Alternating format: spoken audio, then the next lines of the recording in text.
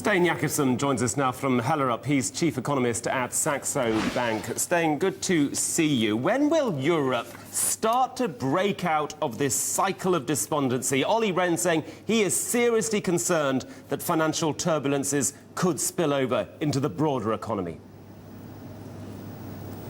Well, the politicians continues to play what I call extend and pretend, which is a game where you try to buy some time by trying to be credible. And obviously, none of the involved parties are credible at this time, because if you look at the banking sector as a whole, you have to realize you are in a credit play. If you're long a bank, you're long credit.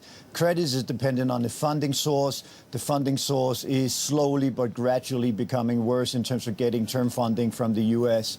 So I think that we're having a circular argument here, to be honest, that if you can solve one thing, you can solve the other. And it seems like now politicians want to solve the banking crisis first, which I guess is the first step. Well, you say that they're buying time. So, Steen, what's the next big test? What's the next big shock, do you think, that Europe is going to see? We do seem to be in one of those lulls at the moment. Absolutely. I mean, if you look in terms of funding for the European banking sector, they look to be about 90% financed for the rest of the year. So the real tests come when we go into the end of the year, where we need funding inside the new year 2012, first quarter and second quarter. I think it will be extremely difficult for banks to go to the actual money market and get money. On the other hand, it seems like the ECB is already standing on the ready in terms of providing liquidity. But the problem being obviously here that you have to come with collateral.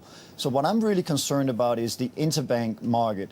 But in terms of policy response, which is really also what you're asking, I think the next step will be a full QE from the ECB. I don't see how they're going to intervene in Italy, Spain, Greece, and all these places continuously without having some time to give up on the stabilization. You're very concerned about the interbank lending market. You think we're going to see QE from the ECB. Tell us more. Elaborate, please.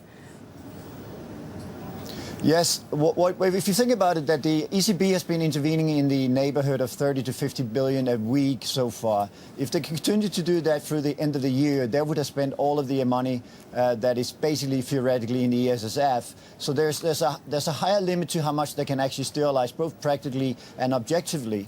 And at a certain stage, if they have to continue, and this is based on the premise they have to continue to intervene to keep rates down, then they ultimately will have to give away with the sterilization. That de facto moves them into a QE and eventually. And also, don't forget, the only policy response left in the toolkit, despite what Bernanke says at Jackson Hole, despite what Trichet is saying, is to monetize away the debt. I don't see any solution right now which is not based on the fact that we're going to monetize debt. So what's your investment strategy in this environment as you actually still see gains between now and the end of the year in U.S. stocks and the S&P 500? You also see gold perhaps moving, you don't give us a time frame, but to $3,000 or $4,000 an ounce. Yes, I think that take two things aside, although they're the same. The Jackson Hole and the QE in the U.S. is coming, definitely. What he told us was that he's trying to convey and get some sort of broad-based majority at the September FOMC meeting. In terms of the ECB, I just explained why that would happen. So basically, we have the whole world now moving to quantitative easing. Japan is already doing it. Switzerland's certainly doing it. U.S. has been doing it, will reinitiate it. And the European situation is just so dire in terms of the ability, or rather the inability of the politician to do anything constructively that will move into it. That defines why gold is going up. The reason why I'm bullish and has been bullish the stock market for last week is that we are in the later stage of what I call a managed economy. There's not a single market right now which is not seeing huge government involvement. You can't short sell stocks in Europe. The bond market is only functioning by the fact that the ECB is intervening to support it. The money market is only functioning because the ECB is having extraordinary liquidity.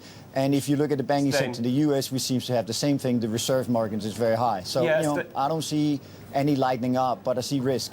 OK, thank you very much. Sorry to interrupt. We are right out of time, but Steen Jakobsen, I'm really grateful to you. Thank you very much indeed.